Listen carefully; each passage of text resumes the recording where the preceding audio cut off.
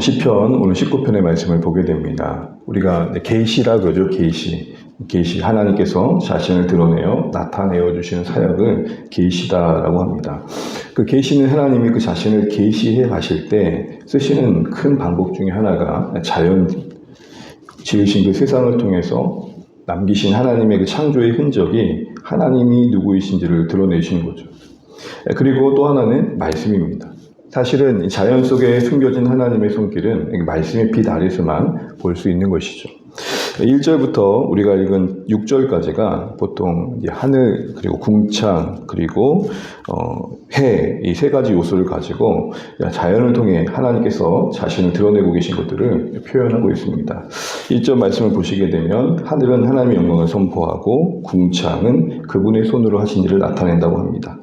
그리고 이어지는 말을 보게 되면 날은 날에게 밤은 밤에게 지식을 전하고 언어도 없고 말씀도 없고 이어지는 직접적인 언어나 말씀은 없을지라도 하나님이 통치하신 소리는 온 땅에 닿아 있다 이렇게 표현하고 있는 것이죠. 그러면서 하나님께서는 결코 자신은 숨기려 하지 않으심을 우리 이 표현을 통해서 보게 됩니다. 물론 때로 섭리 가운데 자신을 감추시는 하나님을 우리가 경험하게 됩니다. 우리가 이해할 수 없는 하나님을 만나게 되는 것이죠. 철학자들끼리 신에 대한 논쟁을 하면서 이런 얘기를 합니다. 하나님이라는 존재는 우리의 연구 대상이 될 수 없다. 보이지 않는 존재를 연구한다는 것 자체가 가설에 문제가 있다. 그래서 애초에 제외시키자. 그게 소위 이제 불가지론입니다. 알 수 없는 존재를 연구한다는 자체가 말이 안 되고 논리적이지 않다. 그런데 여기에 대해 한 철학자는 이렇게 얘기했다고 합니다. 알 수 없는, 파악되지 않는 불가지론의 대상이 아니라 이해할 수 없는 존재다. 알 수 없는 게 아니라 이해할 수 없는 게 하나님이다. 만약 설명되어지고 이해되어진다면 그게 어떻게 하나님 될 수 있겠느냐. 저는 되게 적합한 말이 아닌가 싶습니다. 어쨌든 이렇게 섭리 가운데 하나님은 우리에게 그분의 모습을 감추기도 하지만 분명한 것은 우리가 구원을 받고 그분의 뜻을 따라 사는 데 있어서 부족하지 않도록 분명하게 자신을 보여주신다는 거죠. 이어지는 표현을 보게 되면 해가 그 신방에서 나오는 신랑과 같이 다른 박질하는 모습을 보여주고 있습니다. 기뻐하는 힘센 장사처럼 온 하늘을, 온 세상을 비추는 역동적인 모습을 참 잘 표현하고 있다라고 생각합니다. 그런데 그 해가 그렇게 밝게 떠올라서 6절 보시게 되면 하늘 이 끝에서 저 끝까지 운행하고 그 해의 열기에서 피할 자가 없다 합니다. 저는 이 사실을 잠시 묵상해 봤을 때 참 여러 가지가 생각되었습니다. 그 온 하나님이 지으신 해의 열기 아래에 피할 자가 없다. 이 세상에 존재하는 숨쉬는 모든 존재들은 그 해의 열기 아래에서 살아가죠. 그 말인즉슨 하나님이 지으신 세상에서 하나님이 지으신 은혜 안에 살아가고 있다는 겁니다.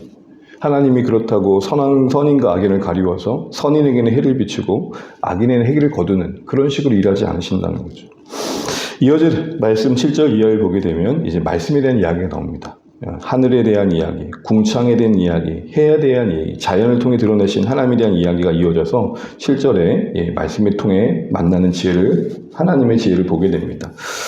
정말 이렇게 우리가 자연을 보면서 하나님을 볼 수 있다는 것은 귀한 거죠. 그런데 안타깝게도 많은 사람들이 정작 그 아름다운 풍경을 보지만 그 속에 감춰진 하나님의 손길을 많이 보지 못합니다. 산에 올라가서 할렐루야 하는 사람을 제가 못 봤습니다. 다 뭐라고 그러죠?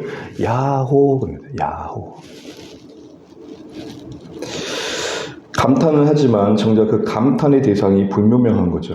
여러분 우리가 문학작품이나 예술작품을 보러 가보게 되면 뭔가를 감상하다 보면 이게 이해될 때도 있고 이해될 때도 있지만 언제 더 그 작품이 와닿던 거예요. 그 작품을 지은 자가 누군지를 알 때. 제가 전문가는 아니지만 간혹 의문이 듭니다. 점 하나 찍은데 이렇게 고가에 팔리냐라고 제가 누군가에 물어봤을 때 설명하지 못하지만 그만한 이유가 있다고 합니다. 근데 저도 작품을 볼 줄 모르지만 아는 분이 지은 뭔가 이렇게 작품이 딱 걸려 있으면 왠지 더 친근감 가 있고 그게 뭔가 더 와닿고 또 그 안에 있는 메시지가 익혀질 때가 있습니다. 무슨 말입니까? 예술가의 작품을 제대로 감상하려면 예술가를 아는 눈이 필요하다는 겁니다. 이와 같이 자연 속에 있던 하나님의 생명력을 느끼려면 하나님의 말씀 아래서 하나님이 누구신지에 대한 이해가 필요하다는 거죠. 그래서 7절 이하에 보게 되면 바로 하나님의 율법에 대한 논리가 나옵니다. 율법은 하나님이 누구이신지, 하나님 뜻이 무엇인지를 완전하게, 확실하게 드러내어 주죠. 그래서 우리를 소생시키시고 지혜롭게 합니다. 특별히 여러분 여기 소생이란 말은 다시 살린다라는 말인데 7절에 영혼을 소성시킨다. 다른 말로 소생시킨다. 이 말은 우리가 누구인지를 깨닫게 하신다. 이런 말입니다. 그래서 우리 안에 존재를 깨닫게 하시고 말씀이 우리 안에 빛이 되어서 자연 만물 속에서 이걸 깨닫게 하는 것이죠. 이야, 이게 하나님의 작품이구나. 오늘 다윗이 하늘을 보면서 그 해를 표현할 때 마치 신방에서 나오는 신랑과 같고 그 길을 달리는 기뻐하는 장사 같아서 하늘 이 끝에서 저 끝까지 하나님의 통치하에서 진행하는 모습을 아름답게 표현할 수 있었던 것도 하나님과의 관계의 열매라는 것입니다. 하나님과의 관계가 깊어질수록 저는 여기서 우리의 세상 속에 사는 삶이 좀 더 부요해질 수 있겠구나라는 생각을 해보게 됩니다. 전에는 그저 무심코 바라봤던 하늘이 이제는 하나님의 영광을 찬양하는 현장이 되는 거예요. 여러분 이제 해가 떴는데 해가 떠오르는 모습을 보면서 오늘 시인 다윗처럼 야, 해가 신방에서 나오는 신랑과 같구나 이런 감탄스러운 모습으로 하나님의 일하심을 찬양하는 하루하루가 되셨으면 좋겠습니다. 이런 어떤 자연 속에서 펼쳐진 여러 일들을 보면서 우리는 하나님의 손길을 경험하고 그 안에서 하나님을 느끼는 것이죠. 뜨거운 태양이 우리를 반겨주는 신랑의 연구처럼 느껴진다는 건 그렇게 하나님의 빛 아래서 가능한 것입니다. 심지어는 춥고 고단한 겨울도 그 일상 속에서 살아갈 때도 그 겨울의 시간이 필요하기에 허락하신 하나님을 보게 되면서 지나가게 되는 것이죠. 그런데 이렇게 율법에 대한 이야기를 쭉 하면서 다윗은 이런 이야기를 이어가게 됩니다. 우리 11절 말씀, 10절 11절 같이 한번 읽어보겠습니다. 금 곧 많은 순금보다 더 사모할 것이며 꿀과 송이꿀보다 더 달도다. 또 주의 종이 이것으로 경고를 받고 이것을 지킴으로 상이 크니이다. 말씀에 대한 찬미를 하면서 말씀이 얼마나 아름다운지 귀한지 지혜롭게 하는지 얼마나 우리를 순결하고 정결롭게 하는지를 찬양한 뒤에 그 말씀의 소중함을 깊이 고백합니다. 꿀보다 달다. 사모할 그 어떤 것보다 더 사모할 만하다. 이렇게 얘기를 하고 있는 것이죠. 신자된 우리에게 말씀이 이렇게 귀하게 여겨지는 게 복이라 생각됩니다. 영광의 하나님을 알 수 있는 이 땅에 주신 하나님의 계시의 수단인 말씀이 귀하게 여겨진다는 건 하나님의 귀하게 여기는 것의 반증이겠죠. 말씀을 통해 자신을 알게 되고 또 죄를 깨닫게 되고 그래서 하나님 앞에 거룩하게 살게 되고 이게 귀하다는 겁니다. 다윗은 지금 그걸 고백하고 있는 겁니다. 여기서 저는 참 중요한 사실을 하나 알게 됩니다. 자연을 통해 말씀을 통해 영광의 하나님을 알게 되면 인생으로서 살아가는 데서 그 소원이 단순해집니다. 하나님을 알면 알수록 영광의 하나님이 누구이신지를 깨달아갈수록 그 지으신 하나님이 지으신 그 영광의 하나님이 주신 세상이 얼마나 그 장엄한지를 알아가면 알아갈수록 사람의 소원이 단순해집니다. 그래서 오늘 시인은 이런 고백을 합니다.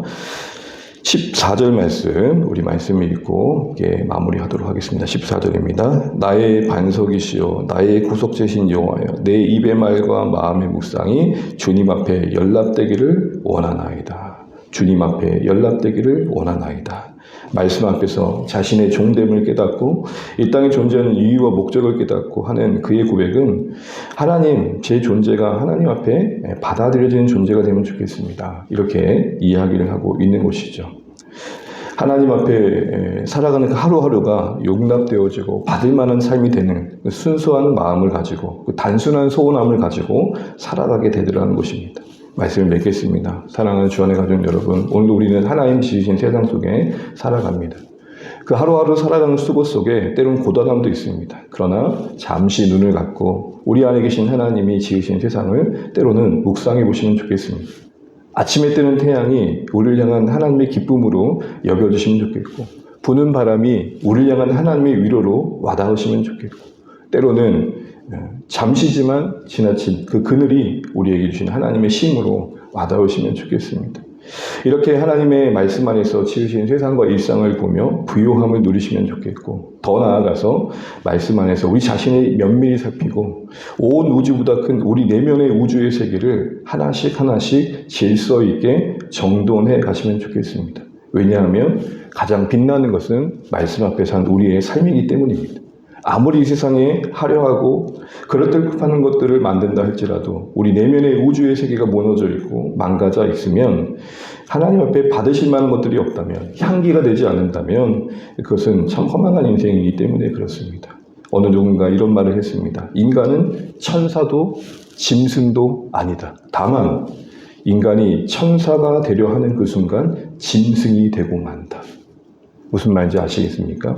인간은 그 존재의 한계를 갖고 있습니다. 인정해야 됩니다. 천사처럼 하늘을 날고 화려한 존재가 되려는 꿈을 꾸고 있겠지만 그러려면 그럴수록 자신이 영광스러우면 영광스러울수록 다른 사람의 주목을 받으려고 할수록 짐승처럼 보일 수밖에 없다는 것. 우리 자리를 정확하게 알고 하나님 앞에서 자기진의 존재가 받아들여지는데 단순한 소원을 가지고 살아가기 위해서 필요한 게 무엇이냐? 말씀의 빛 아래 날마다 우리의 내면의 우주의 세계를 다스려 가셔야 됩니다. 어쩌면 온 우주보다 큰 우리 내면의 우주가 하나님 앞에서 어떠하냐가 더 중요할 거라 생각됩니다. 우리 영혼을 소생시켜 주시고 우리의 안에 죄를 깨닫게 하셔서 정결하게 하시고 나의 인생이 구속자이신 하나님 앞에 연락되게 하시는 이 말씀의 그 은혜를 누려가시면 좋겠습니다. 그래서 오늘도 그 말씀이 우리를 다스리시고 참된 평안과 기쁨의 삶을 살아가실 수 있는 오늘 하루의 시작 되시기를 간절히 소원합니다. 기도하겠습니다.